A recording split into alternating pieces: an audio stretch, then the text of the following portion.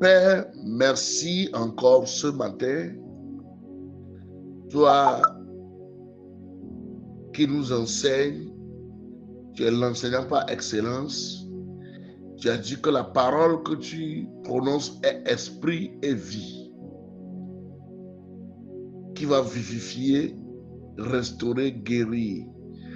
Je prie au nom de Jésus-Christ que mes paroles ne soient pas vaines, mais que ça sorte pour une mission, la délivrance d'une personne. Que ça sorte pour une mission, la restauration d'une personne. Que ça sorte pour une mission, la destruction d'une malédiction, la destruction d'une alliance, d'un fondement maléfique, pour rebâtir les murailles des vies brisées. Fais-nous du bien au nom de Jésus-Christ. Amen, amen. Nous sommes en train de parler dans un grand thème sur ton problème vient de tes origines ancestrales. Ton problème vient de tes origines ancestrales. Ton problème ou les fruits que tu vives aujourd'hui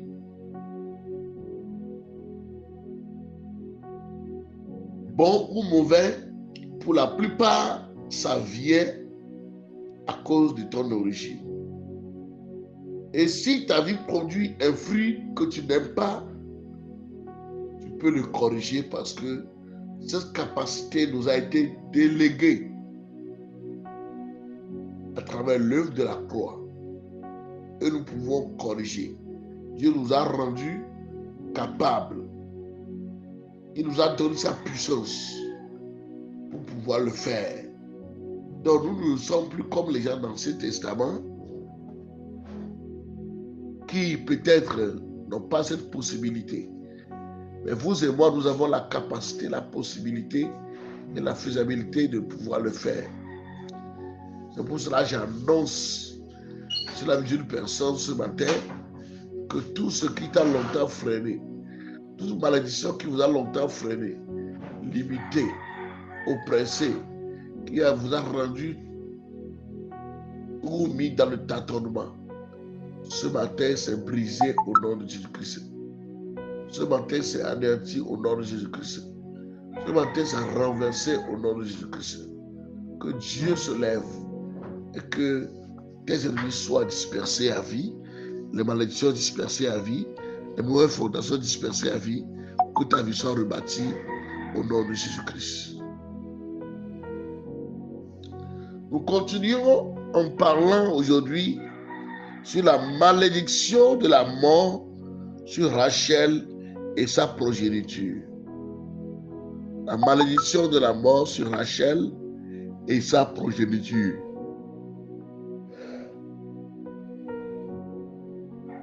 Tous nous connaissons Rachel, c'est la deuxième femme de Jacob, ou je dirais celle que Jacob a désirée et il a travaillé pendant 7 ans. Mais avait été trompé. Rachel, c'est la mère de Joseph et de Benjamin, fils de Laban, fille de Laban. Alléluia. Et les habitants, nous allons parler de d'où venait leur patriarche Térak. Et il venait d'où? Des Chaldéens, d'où il était originaire. D'où Abraham était originaire. Et il n'était pas seulement des adorateurs d'idoles. Ils ne pratiquaient pas seulement l'adoration, mais ils sont aussi des pratiquants du polythéisme. qui est le culte de nombreux dieux ou de nombreuses divinités qu'ils adorent. Et la tradition juive va jusqu'à dire que le père d'Abraham, Térak, faisait le commerce de ces idoles. La tradition juive a dit que Térak, il fabriquait lui-même les idoles, les fétiches, et il les vendait. Donc c'est un grand commerçant, un grand fabricant de dieux. Vous voyez, un homme qui fabrique le Dieu qu'il va vous adorer. Vous ne voyez pas un peu la folie s'attacher à cette vie-là? Le Dieu que vous devez adorer, vous devez le fabriquer vous-même. Et le père d'Abraham était doué dans ça là. Et Abraham aussi était doué dans ça là. Et la tradition juive a dit que un jour, Abraham, par mégarde, un Dieu est cassé. Il est cassé et il avait demandé à son père, mais pourquoi c'est cassé?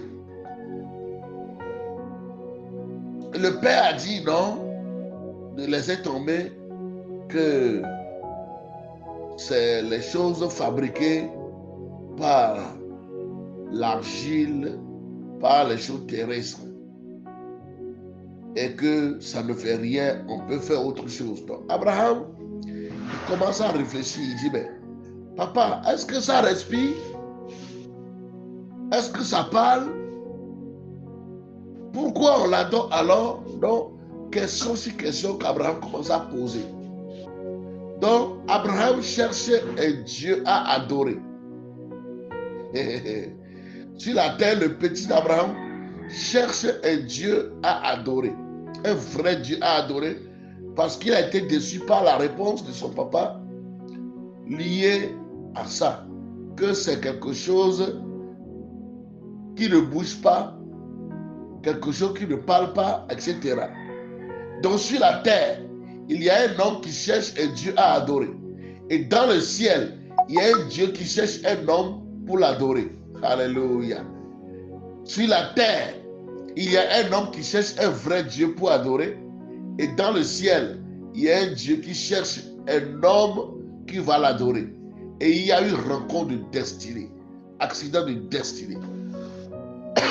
Une rencontre prophétique. Et Dieu a trouvé Abraham et il l'a appelé. Je prie pour quelqu'un ce matin. Sur la terre, il y a un homme qui cherche un voyage. Il y a un homme qui cherche la promotion. Il y a un homme, une femme qui cherche la guérison. Il y a un homme, une femme qui cherche le mariage, qui cherche la distinction, la gloire. Et dans le ciel, il y a un Dieu qui cherche quelqu'un qu'il veut donner l'enfant. Quelqu'un à qui il veut donner le mariage. Quelqu'un à qui il veut donner la gloire. Quelqu'un à qui il veut déverser l'onction. Je prie qu'il y ait rencontre de destinée au nom de Jésus-Christ. Qu'il y ait rencontre de destinée. Rencontre de destinée. Tel que sur la terre, il y avait quelqu'un, Abraham, qui cherchait un vrai Dieu à adorer. Et dans le ciel, il y a un Dieu qui cherche un homme qui va l'adorer. Un homme qui va le magnifier.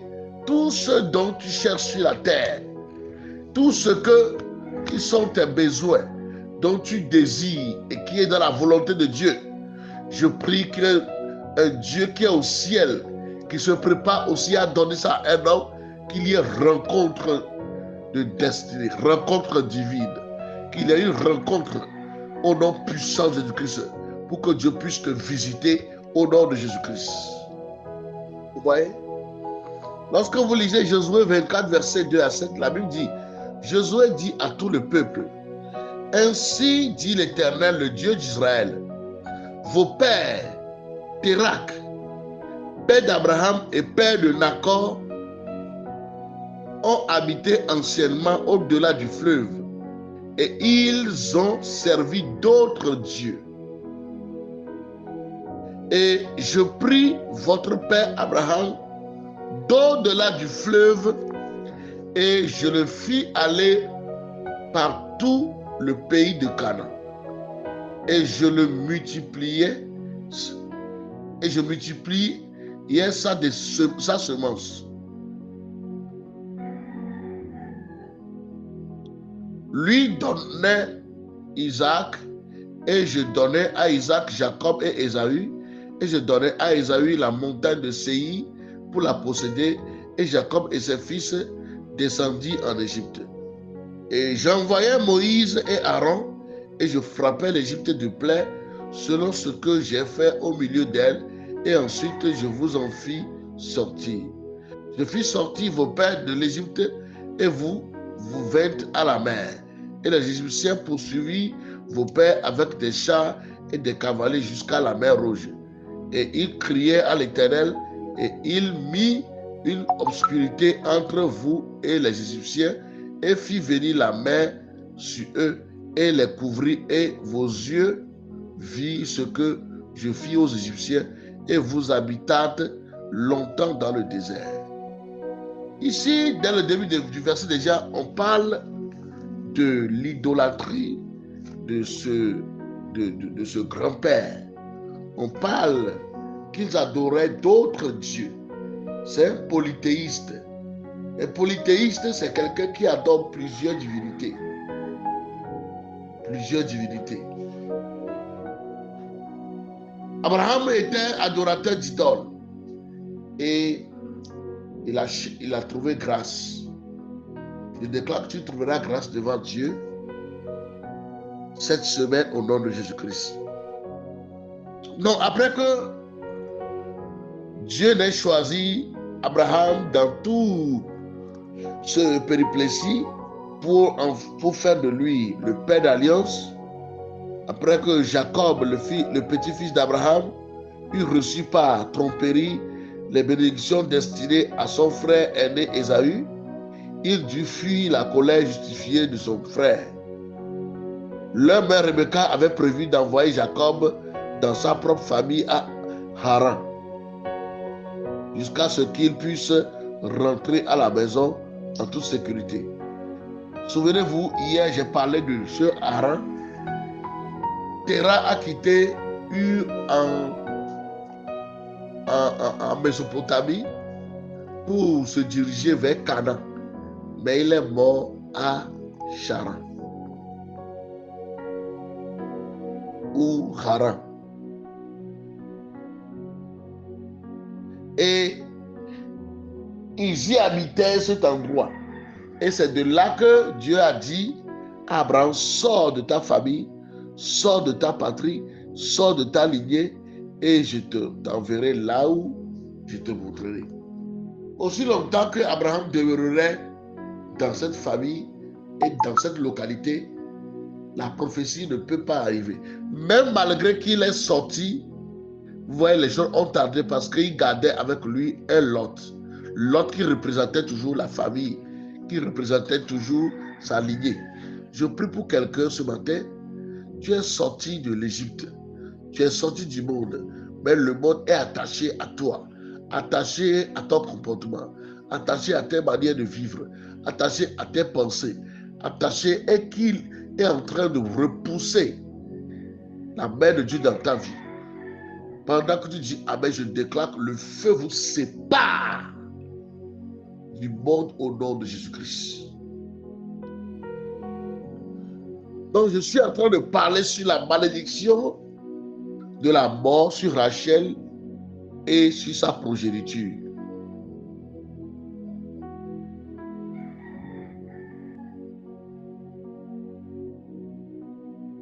Quand Abraham a quitté Ur avec sa famille, c'est à Haran qui s'installait pour la première fois avant que Dieu ne demande à Abraham de partir.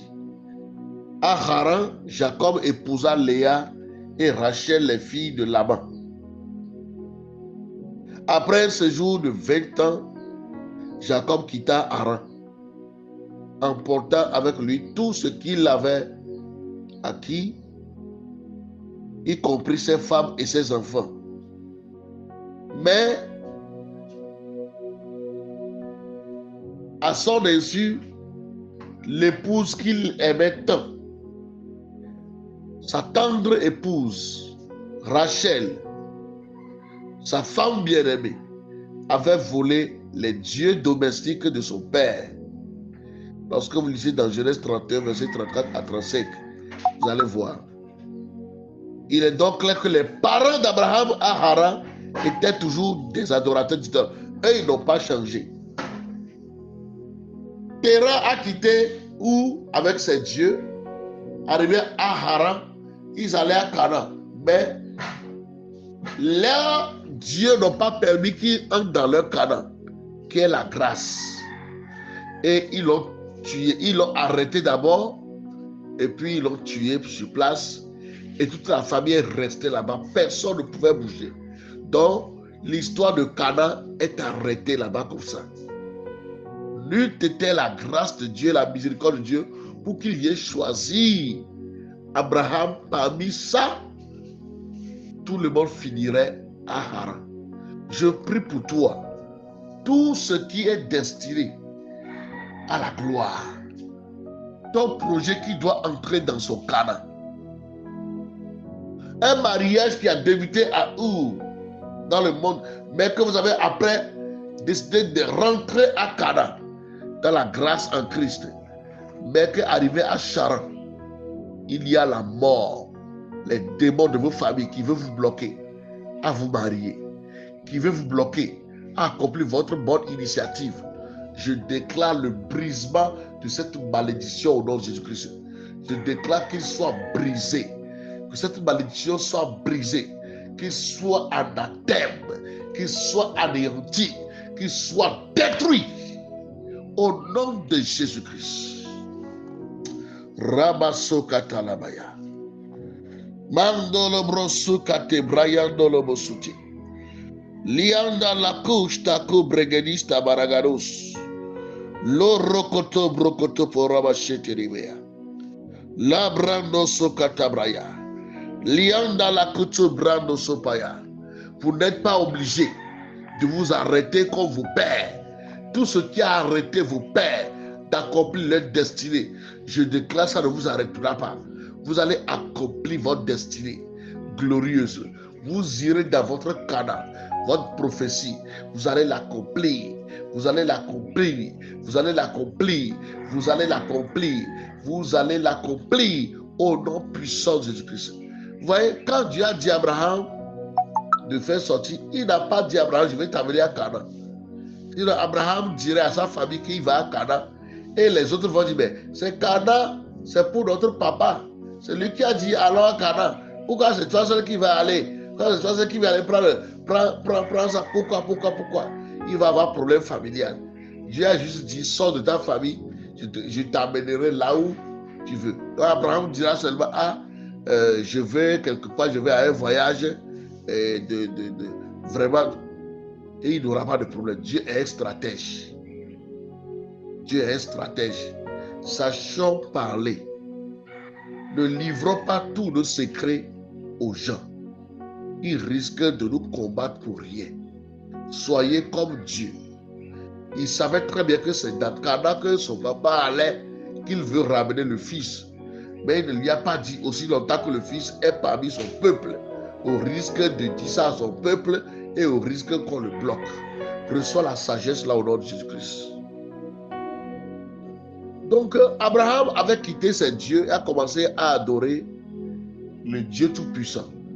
Mais c'est grâce à Rachel que le culte des idoles est revenu encore des années plus tard dans la maison des descendants d'Abraham. Jacob avait quitté Haran sans en informer Laban, son oncle et son beau-père. Et la Bible déclare que dans le livre de Genèse, le chapitre 31, verset 20, que et Jacob trompa Laban, l'araméen, en ne l'avertissant pas de sa fuite. Vous voyez? Et irrité par le comportement de Jacob, Laban poursuivit Jacob et le rattrapa dans le désert. Il demanda pourquoi Jacob avait volé ses dieux domestiques, ce à quoi Jacob a répondu: mais périsse celui auprès duquel tu trouveras tes dieux. En présence de nos frères, examine ce qui t'appartient chez moi et prends-le. Jacob ne savait pas que Rachel les eut dérobés. Genèse 31, verset 32. C'est là que nous allons rentrer dans notre thème, la malédiction sur la maison, sur Rachel et sur sa descendance. Vous voyez? Genèse 31, verset 32. Il a volé le fétiche. Il a volé les dieux. Et au verset 24, nous lisons: Rachel avait pris les théraphim, les avait mis sous le bas du chameau et s'était assise dessus. Laban fouilla toute la tente et ne trouva rien. Rachel est apparue avoir échappé à la sentence de mort prononcée contre quiconque se trouvait auprès de Dieu. Mais elle n'a pas échappé à la malédiction placée par Jacob. Bien que Laban soit parti sans trouver les dieux, la malédiction avait été placée. Que les dieux aient été trouvés ou non, il y a eu une déclaration de mort et la mort est arrivée pour Rachel au chapitre 35, versets 16 à 18. Vous voyez? Elle a volé. Ouais, vous voulez épouser une femme et c'est une personne qui aime tellement adorer les fétiches. Bien aimé, vous aurez des problèmes. Hein? Il y a les chrétiens comme ça, il veut aller adorer, il veut aller du moins épouser un païen. Vous voyez ce qui s'est passé ici. Jacob, lui, il adorait toujours le Dieu d'Abraham. Mais il est parti épouser femme, quelqu'un où la personne c'est un féticheur. Ses enfants sont les enfants des féticheuses qui sont les adorateurs du fétiche. Ils n'ont pas renié à leur Dieu. Jacob est allé épouser. Vous l'avez vu? Oh, je vais la convertir. Le mariage n'est pas un lieu de campagne d'évangélisation. Hein. Ce n'est pas une croisade. Quelqu'un qui est païen, avant qu'il redevienne chrétien, il vivra beaucoup d'enfer. Regarde ce problème qu'elle a créé ici, la femme que Jacob a tant aimée. Mais elle aime tellement les fétiches. C'est terrible. Elle aime tellement les fétiches, tellement les idoles. Certains ici, vous êtes sortis avec certaines filles païennes qui sont adorateurs de Mamie. Depuis que tu as couché avec celle-là, ta vie aujourd'hui est liée au démon des eaux. Ta vie, tu as été vidé de ta gloire. Tu as couché avec une fille dans laquelle, dans la famille, on adore le serpent. On adore trop des hôtels maléfiques. Et tu t'es lié à elle, tu commences à avoir des problèmes. Ou une fois seulement tu es fait, c'est devenu grossesse. Et voilà, vous êtes liés. Il y a des erreurs qui coûtent dans la vie. Certains, ils sont liés comme ça. Ils ne peuvent plus rien faire. Voilà, c'est l'enfant d'un féticheur. Que faire? C'est des problèmes sur problèmes. Je prie que la miséricorde de Dieu parle pour toi au nom de Jésus-Christ. La Bible dit dans Genèse 35, 16 à 19, il dit: et il partit de Bethel, et il y avait encore quelques espaces de pays pour arriver à Ephrate. Et Rachel enfanta, et elle eut un enfantement pénible. Et comme elle était en grand travail pour enfanter, la sage-femme lui dit: ne crains point, car tu as ici encore un fils. Et il arriva comme son âme s'en allait, car elle mourut, qu'elle appela le nom du fils Benoni, et son père l'appela Benjamin. Et Rachel mourut, et elle fut enterrée au chemin d'Ephrate, qui est Bethléem.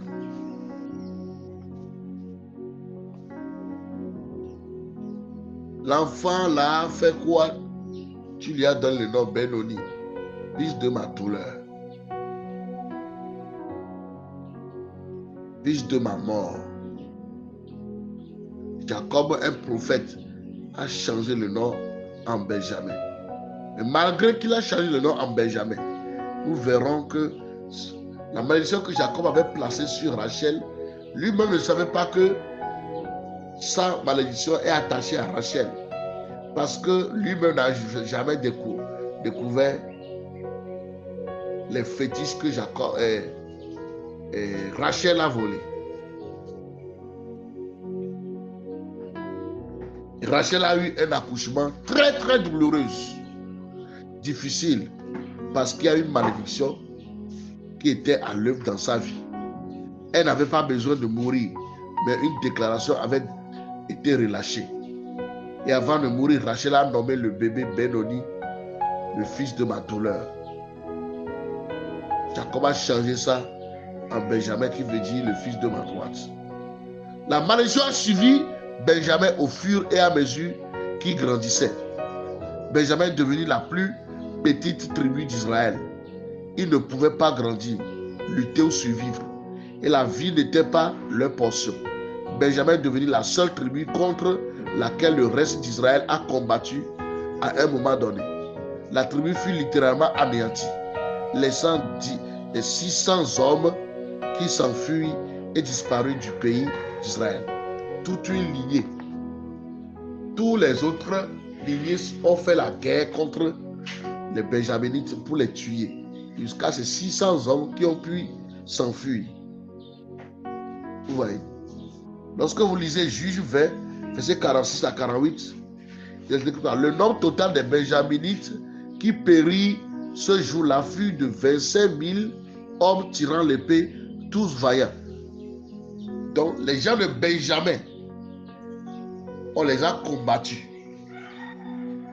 Ses propres frères. Et ils ont tué combien? Des milliers de personnes parmi eux. 25 000 hommes tirant l'épée. Tous vaillants. Et 600 hommes qui avaient tourné le dos et qui s'étaient enfuis vers le désert au rocher de Rimon demeuraient là pendant 4 mois.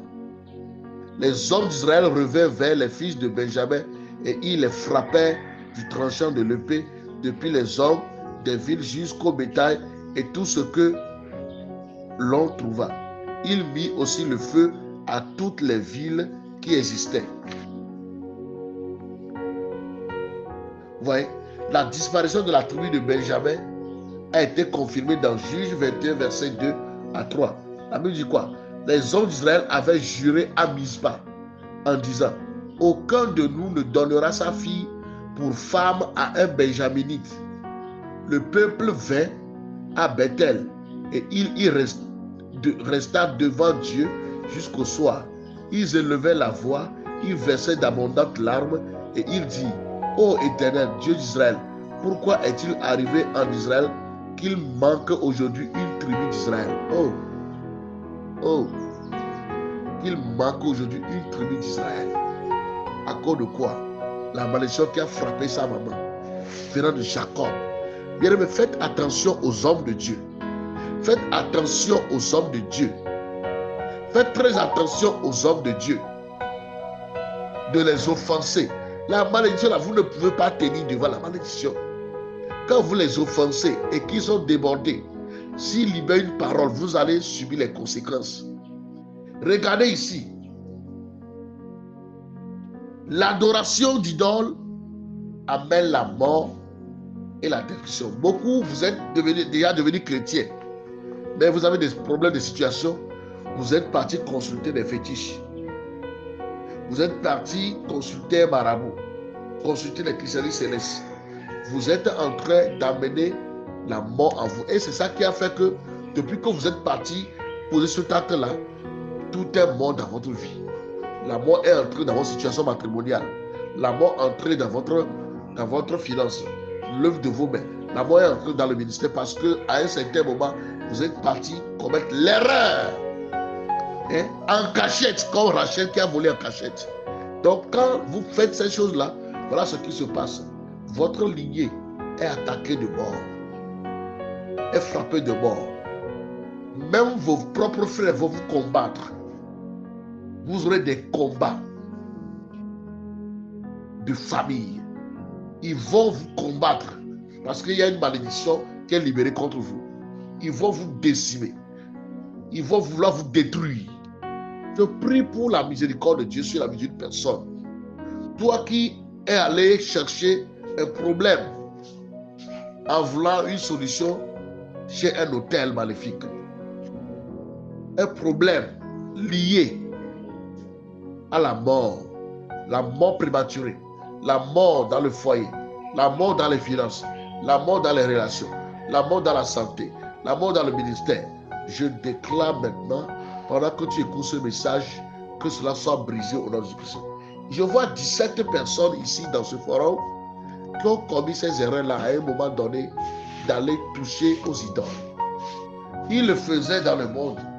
Quand ils sont devenus chrétiens, il y a des problèmes qui sont arrivés dans leur vie. Ils ne savent plus quoi faire. Quelqu'un leur a dit non, l'autre là, c'est juste un voyant. Vous êtes partis et on vous a fait des choses, la divination. C'est ça qui a été problème que vous traînez jusqu'aujourd'hui. Peut-être d'autres ont déjà même oublié. Je vois 17 personnes. Vous l'avez fait. Pour certains, c'est déjà très, très, très loin. Mais c'est ça là qui a amené la mort dans votre vie aujourd'hui. Ça a amené la mort dans divers niveaux. Ça a amené les problèmes, la pauvreté, la misère. Parce qu'il y a eu un échange qui a eu lieu ce jour-là depuis que vous êtes partis là-bas. Le féticheur là a volé quelque chose en vous. Il a volé votre gloire. Il a volé votre foyer. Votre foyer n'a plus jamais été stable jusqu'aujourd'hui. Votre foyer n'a plus jamais été stable jusqu'aujourd'hui parce que vous êtes partis chercher secours chez le diable et peut-être vous dites que c'est dans l'ignorance. Oh, ce n'était même pas ma volonté. Mais non, même si ce n'est pas ta volonté, ça n'empêche pas le diable d'opérer dans votre vie. L'innocence d'une action citoyenne ne vous empêche pas des lois qu'on va vous appliquer. L'innocence de la loi de votre nation ne va pas empêcher ce qui va arriver. Donc c'est ce que plusieurs vous avez fait. L'ennemi a volé votre gloire. Il vous a déshabillé et il a pris votre gloire pour donner à quelqu'un d'autre. Il a dévié votre destinée depuis ce jour-là. Vous avez des projets de voyage, des projets de grande réalisation. Mais le projet est mort le jour-là. Il a été détourné. Je prie pour l'intervention de Dieu. Je prie pour la délivrance. Je prie pour l'intervention de Dieu. Je prie pour la délivrance. L'intervention de Dieu. La délivrance. L'intervention de Dieu. La délivrance. L'intervention de Dieu. Et la délivrance au nom puissant de Jésus-Christ. Vous-même, lisez ce qui s'est passé là. Juge 21, verset 2 à 3. Lisez.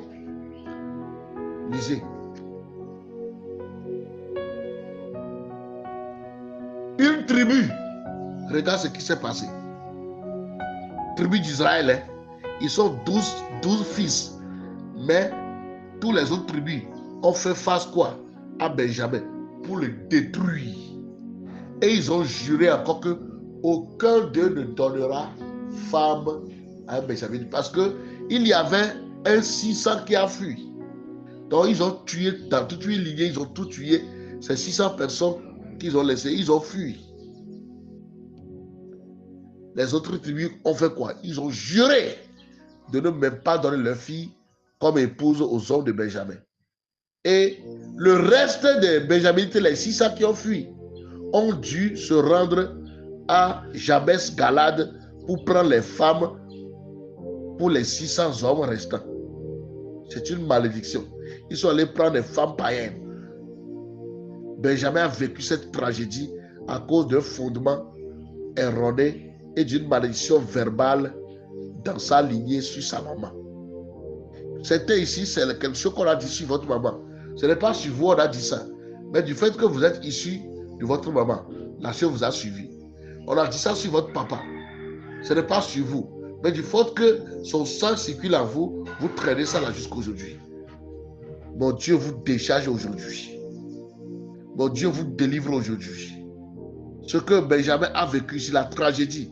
Jusqu'à ce que la lignée de Benjamin a été presque décimée. Benjamin, son frère, c'est Joseph. Joseph ici n'a pas été affecté parce que la malédiction a été spécifique. L'autre était dans son ventre avant qu'on a prononcé la malédiction sur lui. Donc, tout ce qui est en elle a reçu la malédiction. Benjamin était dans le ventre avant que la malédiction ait sorti. Pour la plupart de nous, nous n'étions pas encore nés avant que la malédiction ait attaché à nos parents. Donc, quand on nous conçoit dans une malédiction. Vous voyez? C'est ce qui s'est passé.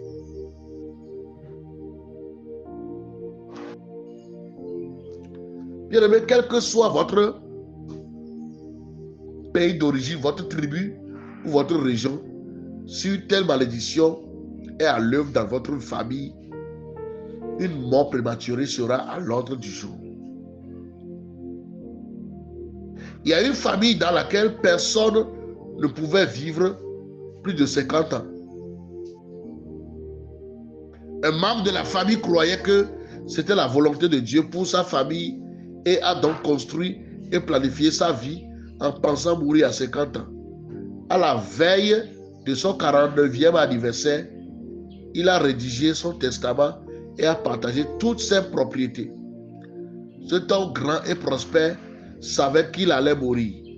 Une semaine plus tard, il a commencé à développer des symptômes du Covid-19 et a été retrouvé mort dans son salon par son chauffeur. C'était une erreur. Sa fondation est venue le réclamer. Ce n'était pas la volonté de Dieu. C'était la voie de sa fondation. Et malheureusement, beaucoup d'entre nous ressemblent à cet homme. Nous croyons plus à la voie de notre fondation qu'aux promesses de Dieu pour nos vies.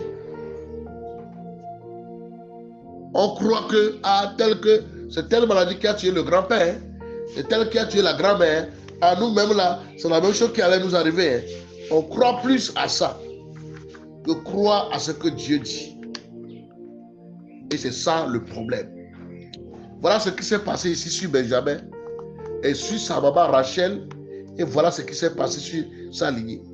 Et la même chose s'est passé aussi sur les Rubénites, ceux de Ruben, que je vais enchaîner en même temps pour celui de Benjamin. Ruben, c'est le fils aîné de Jacob. Et ce que nous héritons de nos parents et de nos ancêtres est plus grave qu'on ne le pense. Il ne s'agit pas seulement des caractéristiques biologiques, mais aussi des traits de caractère et de comportement. Genèse 35, verset 22. Genèse 35, verset 22. Pendant qu'Israël habitait cette contrée, Ruben alla coucher avec Bila, concubine de son père, et Israël l'a pris. Hey! Vous voyez le combat des fils aînés? L'ennemi les pousse à commettre des erreurs bizarres. Si tu es fils et fille aîné ici, je prie pour toi ce matin. Toute malédiction qui suit des fils et filles aînés les pousse dans des erreurs qui les coûtent, les pousse à aller hors de leur destinée. Je déclare ta délivrance. Je déclare ta liberté. Je déclare ta délivrance. Les démons de vos familles qui réclament les prémices, parce que les fils aînés sont prémices pour Dieu, Satan aussi les réclame. Et Satan les pousse à être disqualifiés du côté de Dieu. Je prie pour toi, tout ce que les démons ont fait pour vous disqualifier, je déclare la délivrance au nom de Jésus-Christ. Certains des fils et filles aînés, ils ont commis l'inceste. Il y a un cousin de la famille qui a couché avec elle, ou bien il a couché avec son demi-frère, demi-soeur, etc. Des choses bizarres comme ça se passent dans les familles. Et souvent des aînés qui commettent de ces choses, ou quelqu'un de la famille a couché avec la fille aînée là. Je prie pour ta délivrance. Si des choses comme ça sont arrivées dans toi et t'as lié, je déclare la délivrance. Je déclare la liberté, la délivrance, la liberté, la délivrance, la liberté, la délivrance, la liberté, la délivrance au nom de Jésus-Christ. Vous voyez, le caractère de Jacob, qui a épousé les mêmes sœurs d'un même papa, qui a amené, on peut dire l'inceste d'une manière, qu'il a créé entre les deux sœurs là. Mais voilà maintenant ici, c'est entré dans sa famille, son propre enfant, son fils aîné est allé coucher maintenant avec l'une de ses femmes. L'erreur que Satan utilise contre les fils et filles aînés. Je lève ma main droite, je déclare ta délivrance, ta liberté. Sois libre au nom de Jésus-Christ. L'alliance qui te réclame, je le déclare brisée par le sang de Jésus-Christ. Vous voyez, c'est dans ce Genèse 35 là qu'on a vu que Jacob a perdu sa femme Rachel, dans Genèse 16, 17, 18, 19. Mais c'est dans Genèse 22 là que son fils est né. Ruben est allé coucher avec Bila. Bila, qui est l'une des servantes de Rachel. Comment il a fait jusqu'à la servante aussi accepter, c'est Dieu seul qui sait. Alors que Jacob tu as déjà fait enfant Jacob. Tu fais déjà enfant Jacob. Mais voilà maintenant, son fils est venu vers toi. Et puis tu as accepté. Je ne sais pas ce qui s'est passé. Si on la violait, elle pouvait crier. Je ne sais pas comment ça s'est arrivé. Elle a aussi accepté. Je ne sais pas. Mais tout ce qui doit arriver juste pour que Ruben commette une erreur.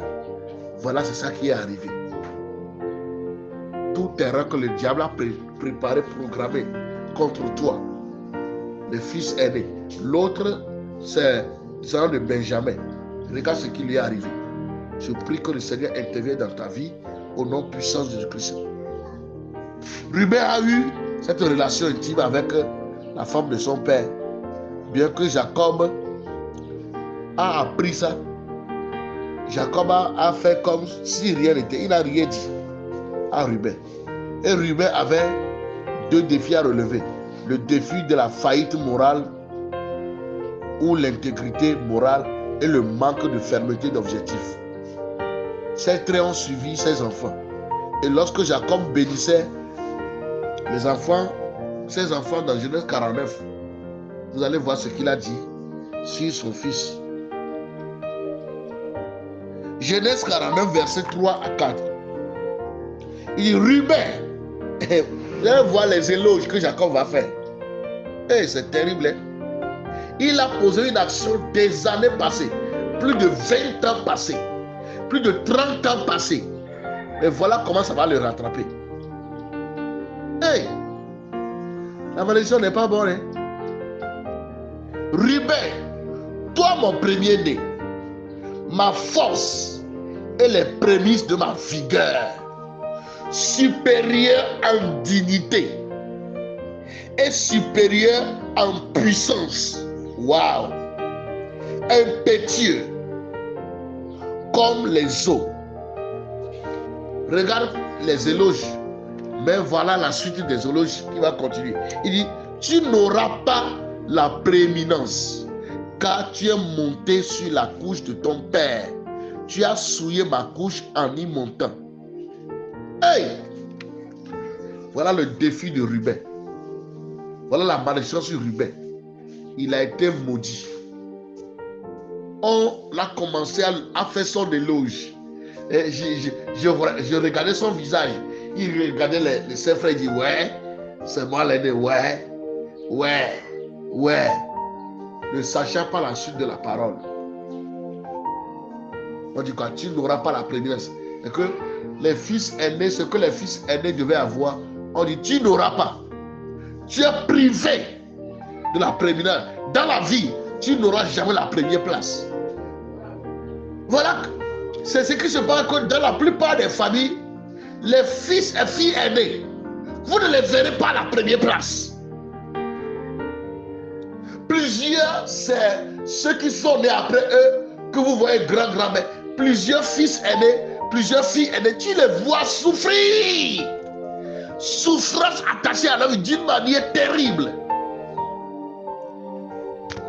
C'est une malédiction dans la famille pour dire que les prémices premiers-nés n'auront pas la prééminence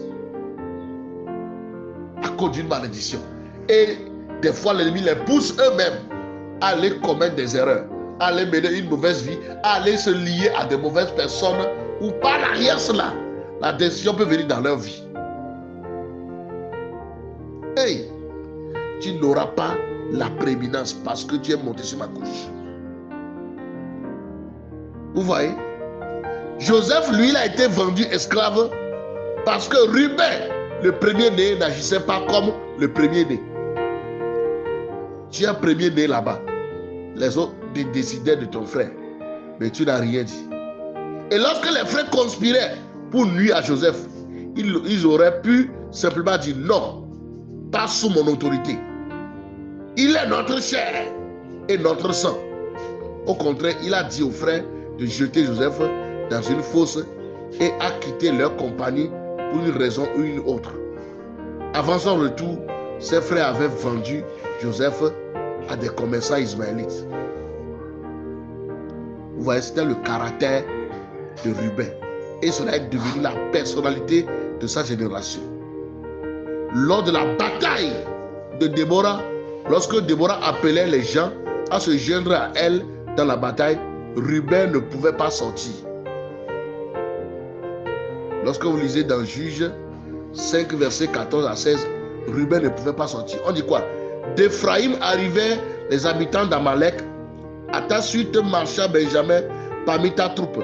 De Maki vint des chefs et de Zaboulon des commandants. Les princes d'Issachar furent avec Déborah. Et Issachar suivait Barak. Il fut envoyé sur ses pas dans la vallée, près des ruisseaux de Ruben. Grandes furent les résolutions du cœur. Pourquoi es-tu resté au milieu des étables à écouter le bêtement des troupeaux? Ô ruisseau de Ruben, grandes furent les délibérations du cœur. C'est-à-dire quoi? La tribu de Ruben se demandait, devrons-nous y aller? Pouvons-nous nous battre?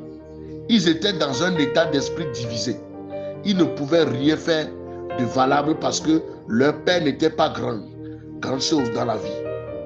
Leur père avait un caractère peu ferme et ceci suivait sa génération.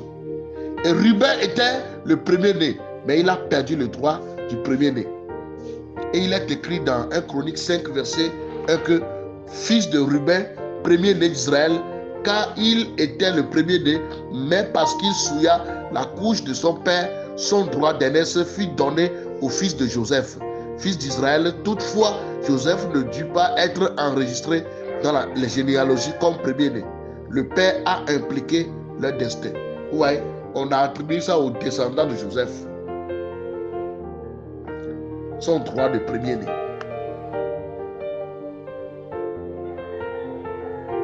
Et même les descendants de Ruben commençaient à mourir jusqu'à ce que c'est Moïse qui a traité ça, dit que Ruben vive, qu'il ne meure pas. Sinon, ils allaient tous mourir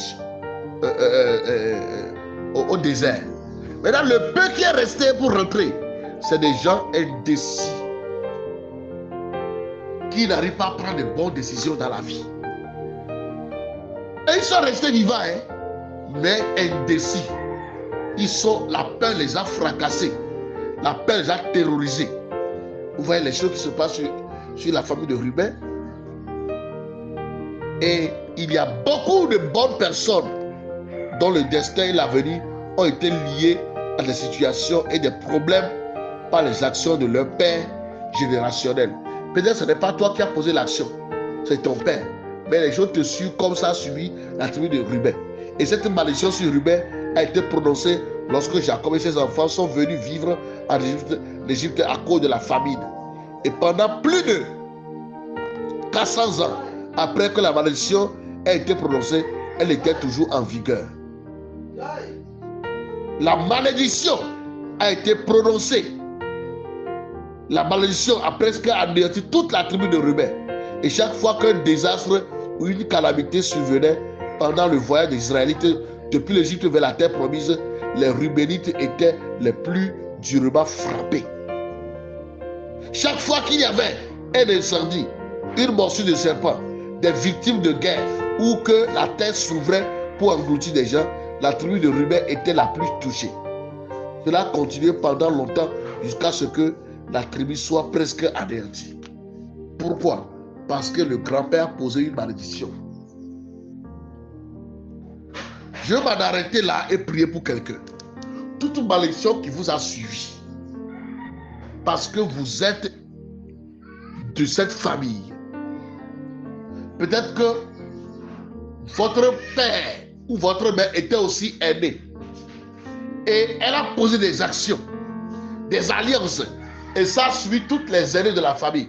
Votre grand-père a posé une action et qui est liée aux aînés de la famille qui t'a suivi. Je déclare ta délivrance au nom de Jésus-Christ. Je connais une personne qui m'a raconté une histoire. Il m'a dit, on les appelle enfants de l'eau. Dans la langue nago, on dit Omo Olodo. Omo Olodo, enfant de l'eau. Et il dit, il a posé la question à son père, pourquoi on nous appelle enfants de l'eau? Il dit, son père va lui dire que l'une de leurs grands-pères a épousé une femme, mais il n'accouchait pas. Il a pris deuxième femme, pas toujours d'enfant. Troisième, jusqu'à ce qu'il a épousé 52 ou 53 femmes, mais pas toujours d'enfants. Et à cause de la honte, un jour, il a décidé d'aller se suicider. Il est rentré dans la brousse. Et il y avait un fleuve au milieu de la brousse. Il a enlevé ses habits, accrochés avant de se pendre. Et il y a un génie qui est sorti de l'eau. Venu le voir pour dire, tu fais quoi ici? Et il lui a narré le problème. Et le génie lui a dit, ok, ne te tue pas. Tu vas retourner. Et tu vas avoir d'enfants. Mais voici l'alliance. Je te donne tel nom.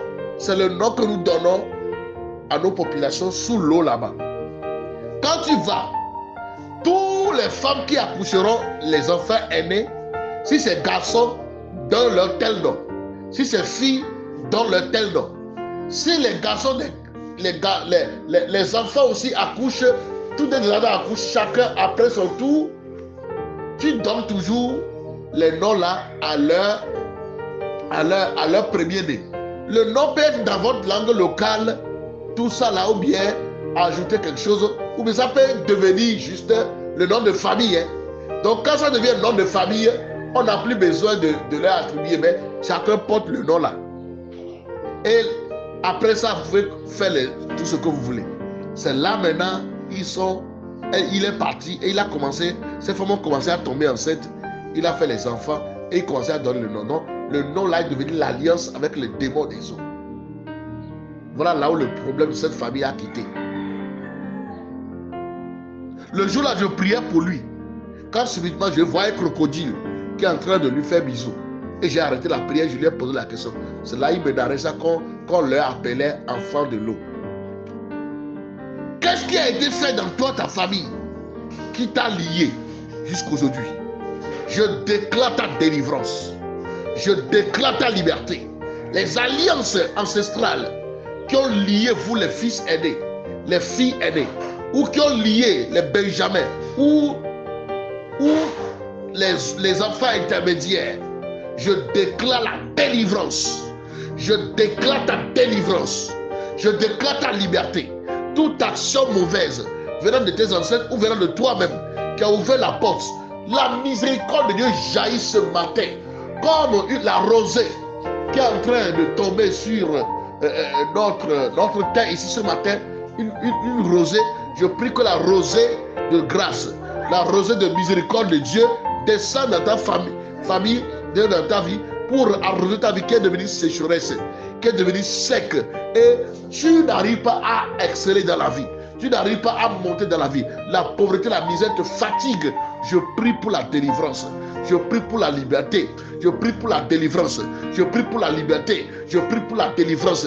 Je prie pour la liberté. La délivrance. La liberté. La délivrance. La liberté. La délivrance. La liberté. La délivrance. La liberté. La délivrance. La liberté. Au nom de Jésus-Christ. Je vois quelqu'un ici. Il y a un arbre qui est planté dans votre famille qui vous a représenté. Quand l'arbre devient sec, toute chose demeure sec dans la vie de chaque personne dans la famille. Quand l'arbre commence à prendre des feuilles, les choses commencent à aller pour vous. Je prie que tout arbre qu'on a lié à votre vie, que l'arbre là se dessèche depuis sa racine et soit dissocié de votre destinée. Plus jamais votre vie n'ira à la direction de ce qui arrive à cet arbre, mais votre vie ira à la direction de ce qui se passe sur Jésus-Christ. Je déclare dissocier votre vie de cet arbre maléfique. Je déclare dissocier votre vie de cet arbre maléfique. Devenez le palmier de l'Éternel planté près des courants d'eau, qui porte les feuilles vertes, qui porte les fruits dont tous vos membres sont toujours utiles. Le palmier, tout est utile sur le palmier. La Bible a appelé le juste le palmier. Je déclare ce matin, vous êtes les palmiers de Dieu. Tout sur vous est utile.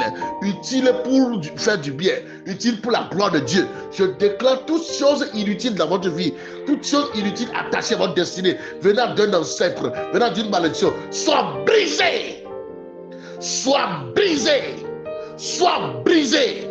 Sois brisé. Sois brisé. Je vois quelqu'un ici, pendant que je prie, il y a une onction, je vois un homme apparaître ayant un visage d'un ange, un être angélique qui est en train de oindre une personne ici dans le forum. Pendant que tu es en train d'écouter ma voix maintenant, que l'onction tombe sur toi, l'onction qui va briser la malédiction, l'onction qui va briser ce célibat chronique, l'onction qui va briser cette malédiction d'endettement, l'onction qui va briser cette maladie en toi. Je vois, on est en train de verser l'huile là, et après, la personne a commencé à verser du miel. Le miel, c'est le bonheur et la vie douce. Toi, dont ta vie est amère, ton foyer est amer. Et je déclare, le bonheur descend sur toi ce matin. Le ciel déverse le bonheur sur toi. Je le vois très clair. Je vois l'ange déverser le bonheur. Déverser l'huile et après, il déverse le miel. Je déclare le miel du bonheur, le miel de la grâce, le miel de la faveur descend sur toi. L'onction qui a brisé le joug. Après que le joug est brisé, après que la malédiction est brisée, oh, je vois le bonheur qui a pris place. Le bonheur a pris place. Le bonheur a pris place. Le bonheur et la vie douce a pris place. L'amertume en toi disparaît. La vie difficile s'arrête. La vie difficile s'arrête. L'amertume s'arrête. La stérilité s'arrête. La pauvreté s'arrête. Le célibat s'arrête. Le chômage s'arrête. La maladie s'arrête. Les limitations s'arrêtent. L'échec s'arrête. Je vois la gloire de Dieu sur ta vie ce matin. Je vois quelqu'un aussi, on est en train de déchirer un habit sur lui pour lui faire porter un nouveau vêtement. Tout vêtement de malédiction sur toi, tout vêtement de honte, de limitation, tout vêtement d'humiliation, tout vêtement d'endettement, tout vêtement d'opprobre, tout vêtement de péché est déchiré, consumé. Reçois la gloire nouvelle.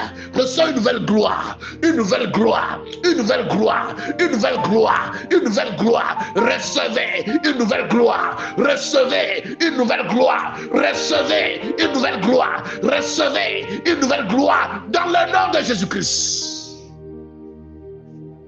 Vous allez témoigner après cette prière de cette matinée. L'onction de Dieu est en train de résoudre un cas difficile dans la vie d'une personne ce matin. Et après que le joug est brisé par l'onction d'huile, il y a le miel que l'ange est en train de déverser, le bonheur et la vie douce. Recevez ça et que ça s'attache à votre vie pour toujours. Au nom de Jésus-Christ. C'est votre serviteur, le prophète Madame Niatiglo, depuis le Togo. Retrouvons encore demain matin pour la suite. Shalom à vous.